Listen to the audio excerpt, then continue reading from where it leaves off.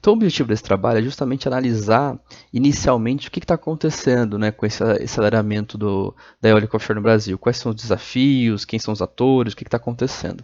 E essa metodologia que eu usei é basicamente uma triangulação de dados, né? Então, analisei documentos públicos, analisei as manifestações públicas e também fiz uma revisão bibliográfica sobre o que contam do Brasil para a eólica offshore, né?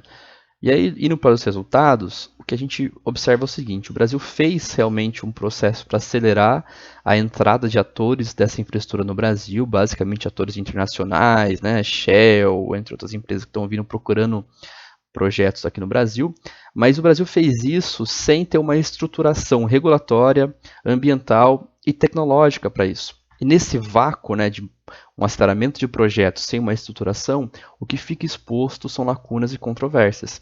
E aqui eu trago um recorte de notícias que contam um pouco desses conflitos, né?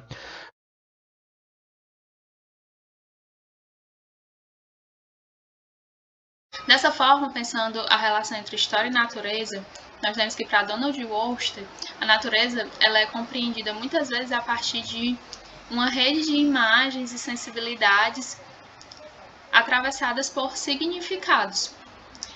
Dessa forma, existe uma relação entre ecologia e economia, pois, de acordo com o autor, nem todos os modos econômicos são ecologicamente sustentáveis, possuindo desdobramentos e nuances e aspectos e durações diversas. Sendo assim, Hartog nos apresenta a ideia sobre o tempo do meio ambiente, a partir da compreensão dos processos de patrimonialização da natureza, realizados sobretudo por instituições como a ONU e a Unesco após a década de 1970.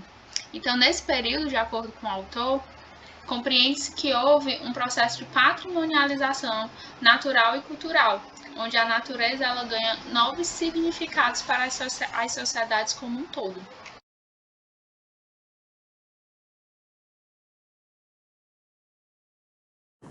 Nós utilizamos imagens de 2 dias diferentes, uma de antes e depois, uma de antes do dia 15 de outubro de 2021 e uma de depois do dia 19 de novembro. Ambas as imagens são do satélite Sentinel. Essas imagens foram obtidas através do site USGS, United States Geological Survey e do Copérnicos. Os vetores, nossos dados vetoriais, foram obtidos através dos sites Fortaleza em Mapas e do IBGE. A partir disso, nós fizemos um processamento de imagens dentro do software QGIS, utilizando também o plugin SCP, Semi-Automatic Classification Plugin. Primeiro, nós transformamos as bandas de 1 a 7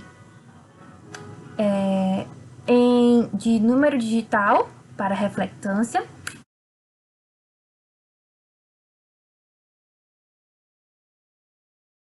E os locais que têm maiores valores de ICFs estão aqui na região litorânea, que são locais com um relevo um pouco mais acidentado, que dificultam o acesso. E além disso, esses locais possuem algumas unidades de conservação importantes, como o Parque Estadual da Serra do Mar. E essas unidades de conservação elas são muito importantes, né, porque elas ofertam diversos serviços ecossistêmicos, como de provisão e de lazer, de acordo com a literatura. Com relação ao índice de Moran global, obteve-se um valor de 0,78079, que indica, né, uma alta correlação espacial da variável em questão, o ICF. O valor crítico obtido foi de 33,29, que mostra, né, que foi uma análise significativa.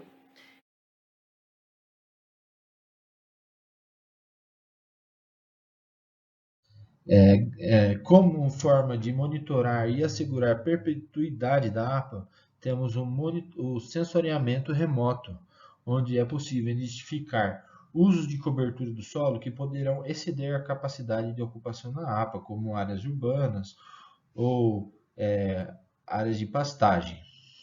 Também é muito importante quanto à base de dados para a dinâmica de políticas públicas. Então, esse trabalho teve como objetivo avaliar o uso e cobertura do solo na área de proteção ambiental Lago do Amapá por meio de uma plataforma de processamento de dados em nuvem, o Google Earth Engine.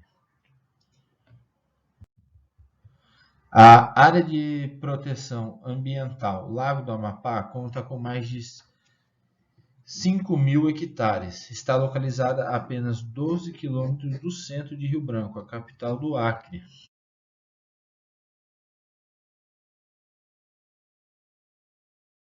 Resultados com isso, nós chegamos ao seguinte. Aqui nós temos 3 imagens que podem ser observadas. A primeira é o período de abril e maio de 2020. A segunda imagem, olhando de cima para baixo, é de 2017, 2018 e 2019. E a última imagem, que é a terceira, ela é um comparativo em percentuais, ou seja, a gente consegue ver que as cores mais azuladas são uma diminuição e as cores mais quentes, as cores mais frias são as mais de redução e as cores mais quentes são de aumento. Então, primeiramente, falando do Black Carbon, nós podemos verificar que houve uma redução no estado de São Paulo na sua emissão comparada aos anos anteriores. Já o dióxido de enxofre, nós podemos observar que houve sim uma redução e ela ficou entre 5 a 10% menor nas estações monitoradas que nós estudamos.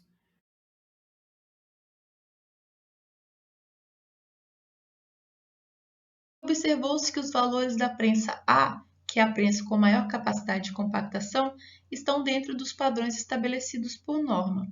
Mas já a prensa B, que é a prensa com menor capacidade de compactação, a maioria dos tijolos com 7 dias de idade apresentou resistência inferior a 1,7 MPa, fazendo com que a média também ficasse abaixo dos 2 MPa. E o último resultado que nós temos é a correlação resistência à compressão simples e massa específica. Esses valores foram plotados no gráfico e esse estudo foi realizado apenas com os tijolos ensaiados aos 28 dias. Com o resultado do gráfico, nós tivemos que a reta de regressão apresenta um coeficiente de determinação igual a 0,7, indicando um bom índice de correlação. Obviamente, existem outros fatores que interferem na resistência dos tijolos solo-cimento.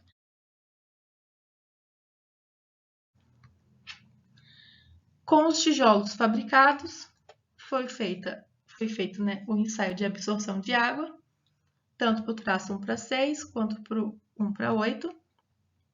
O 1:8 foi o que melhor atendeu a NBR 8491, que especifica que as amostras não devem apresentar a média dos valores maior que 20%, nem individuais superiores a 22%. O traço 1:6 apresentou um valor médio um pouco acima do exigido.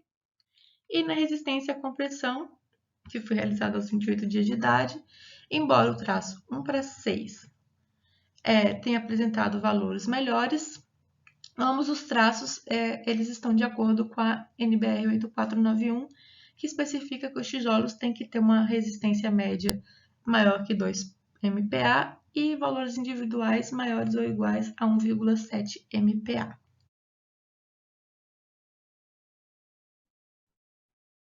Olá, meu nome é Gabriela Cruz Nascimento e eu sou discente do curso de Ciências Biológicas da Universidade Federal do Pará, daqui de Altamira. E o meu trabalho tem como tema o efeitos da implementação da usina hidrelétrica de Belo Monte nas comunidades ribeirinhas do Rio Xingu, em Altamira, Pará, uma revisão bibliográfica.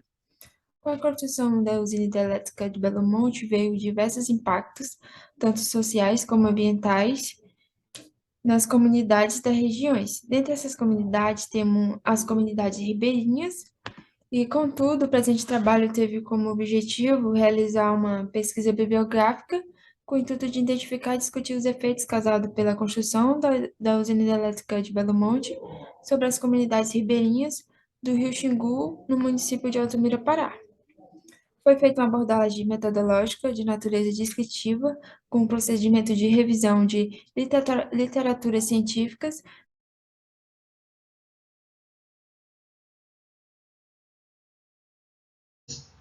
Igaratá, Santa Branca e Jambeiro podem ser consideradas pequenas cidades, pois possuem menos de 20 mil habitantes, possuem mesma origem que remonta aos tempos coloniais e possuem funções específicas, no caso de Jambeiro, de centro especializado, e administrativo-político, no caso de Santa Branca e Igaratá. O Vale do Paraíba, de forma geral, já é uma região que é suscetível a inundações e deslizamentos, né? O problema é quando isso se sobrepõe à ocupação, e no caso dessas cidades que foram estudadas aqui, todas possuem população vivendo em áreas de risco, de deslizamento ou de inundação, possuem uma expansão urbana desordenada e sem infraestrutura necessária para para conter esse tipo de risco, né? E a previsão climática para a região ela não é muito animadora, porque está previsto até 2040 o aumento na média de precipitação e o aumento em 3,6 graus na temperatura média anual.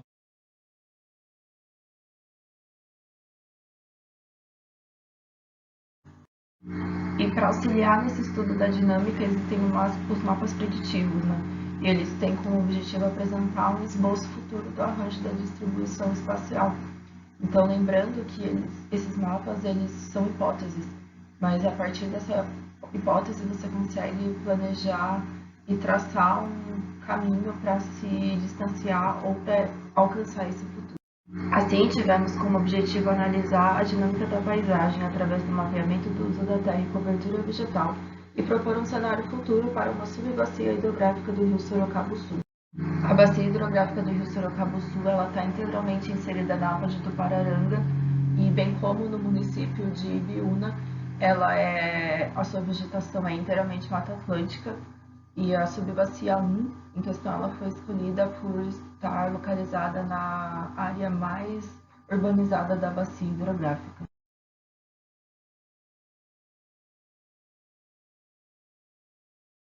Como objetivo avaliar e classificar a qualidade das águas do Rio Catolé Grande, utilizando o Índice de Qualidade das Águas e o Índice de Estado Trófico, verificando a relação entre as ações antrópicas degradantes sobre o meio e a qualidade dos recursos hídricos. Para a coleta de dados, inicialmente foram identificados no módulo de monitoramento do INEMA os pontos que estavam compreendidos dentro do curso do rio. Foram detectados 4 pontos durante a sua extensão, nos quais eram sistematicamente monitorados. Os pontos selecionados são representados pelas sedes dos municípios em números respectivamente: Barra do Choça 1, Catiba 2, Itapetinga 3 e 4. Após a definição dos pontos, foi identificado no sistema do INEMA o ano de campanha que possui informações de IQA e ET para todos os pontos anteriormente citados. Em seguida, foram obtidos o IET e o IQA dos pontos de monitoramento para as campanhas do ano de 2018 em suas diferentes campanhas amostrais. O IET foi classificado de acordo com seu valor em diferentes graus de trofia, desde ultraoligotrófico até hiperotrófico.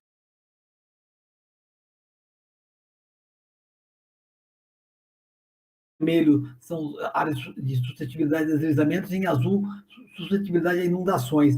A gente sobrepõe isso à malha digital, setor censitário do IBGE. Dessa maneira, eu classifiquei os setores censitários, os 31 mil setores censitários da região metropolitana de São Paulo, em áreas de baixa e alta suscetibilidade a inundações e deslizamentos. A outra dimensão é a vulnerabilidade social, que vai ser operacionalizada por meio do IPVS, o Índice Paulista de Vulnerabilidade Social. Combinando essas duas dimensões, vulnerabilidade social de um lado e vulnerabilidade ambiental de outro, a gente criou o Índice de Vulnerabilidade Socioambiental, que é formada pela combinação dessas duas dimensões. Então, quando é baixa nas duas dimensões, ambiental e social, é baixa. Quando é alta nas duas dimensões, ambiental e social, é alta vulnerabilidade socioambiental. E as situações intermediárias, que é alta em um e baixa no outro, né? Então, vamos comparar agora esses 4 grupos de vulnerabilidade socioambiental, né, representados nesse mapa, né?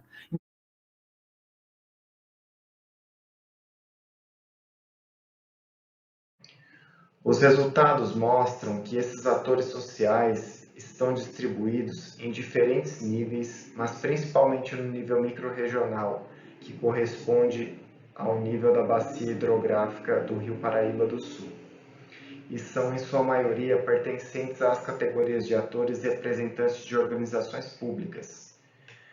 O nível microrregional é também o nível com maior densidade de conexões entre os atores da rede mapeados.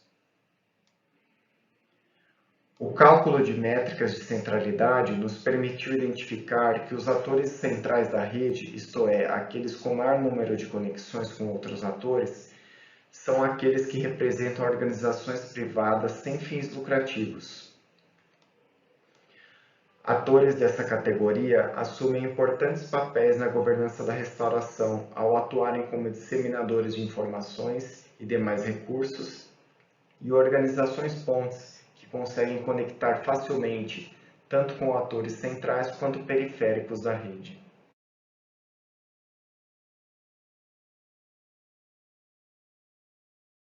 Aí cada casa ela possui suas particularidades. As casas brancas, que são as que têm só um número, elas representam a parada de ações do participante. As casas que têm ponto de interrogação, ela representa que o participante tem que responder uma pergunta, onde o mediador vai guiar por meio dos cartões, desses cartões aqui que vocês estão vendo. Então, caso o jogador acerte a resposta, ele tem a vantagem de poder jogar novamente. Se ele erra ou não souber responder, ele permanece na casa que ele está. Aí as casas com imagem de atenção representa que o jogador vai receber informações importantes sobre as queimadas urbanas. As casas que têm a frase "você sabia" dão curiosidades sobre as queimadas, e as casas com imagens de árvores, elas informam sobre os benefícios das árvores no meio urbano. Então, quando o jogador cai nessa casa, ele pode caminhar 2 casas para frente. E as casas que contêm o fogo informam sobre as causas e consequências das queimadas, e aí o participante tem que voltar 6 casas.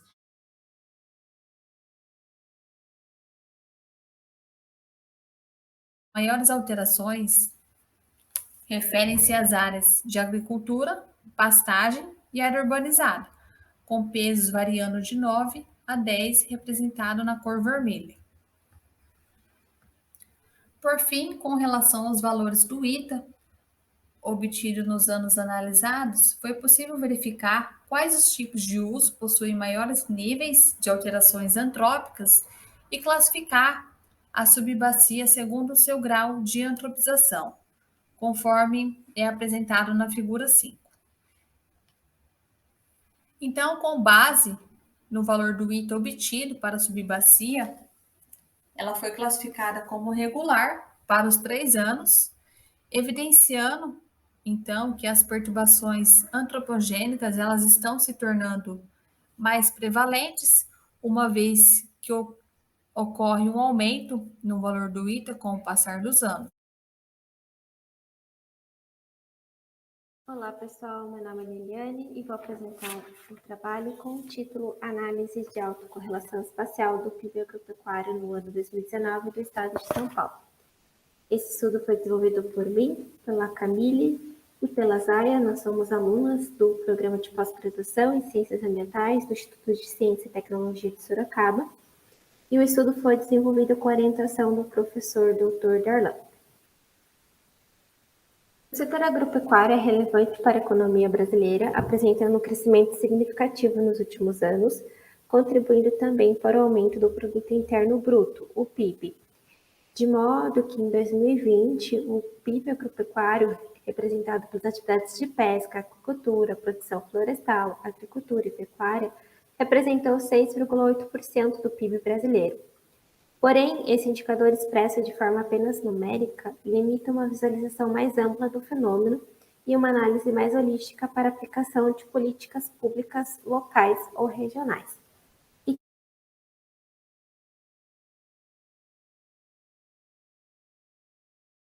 Os atuais produtores e agricultores, eles apresentam grande conhecimento etnobotânico, os modos de cultivos e a situação das intempéries específica da região amazônica, porque aqui nós só temos 2 meses, 2 períodos, né, no caso, é verão e inverno.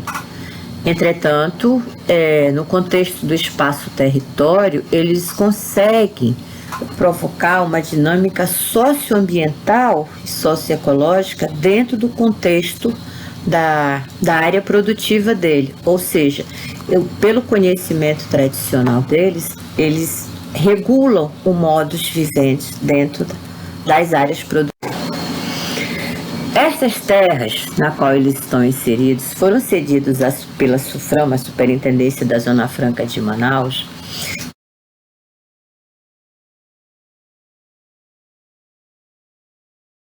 Segundo o IBGE, a produção prevista de arroz, ainda com casca, está em torno de 10,6 milhões de toneladas em 2022.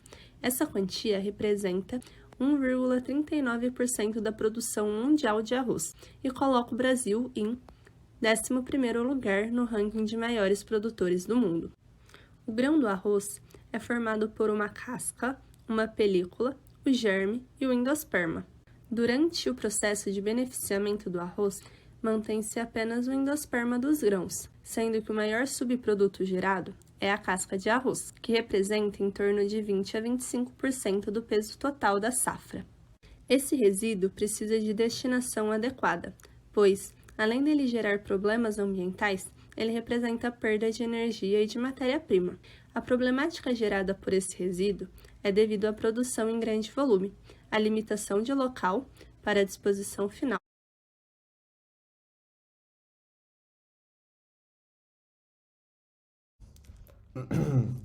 Os resultados obtidos foram que o cenário simulado se mostrou com uma menor intensidade da linha de calor urbana. Isso quer dizer que a temperatura das classes urbanas estavam mais próximas das temperaturas das classes rurais.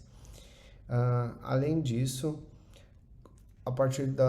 por volta das 7 da manhã e por volta das 5 da tarde, há variações drásticas de temperatura, só que no cenário simulado essas variações são menos abruptas e também a região metropolitana de São Paulo simulada, ela começou a presenciar um evento novo, que é, na maior parte de incidência solar, as áreas urbanas se mostraram mais frias do que as áreas rurais. Na imagem da direita podemos ver que no cenário simulado, durante o dia, por mais que a coloração seja muito próxima do cenário atual,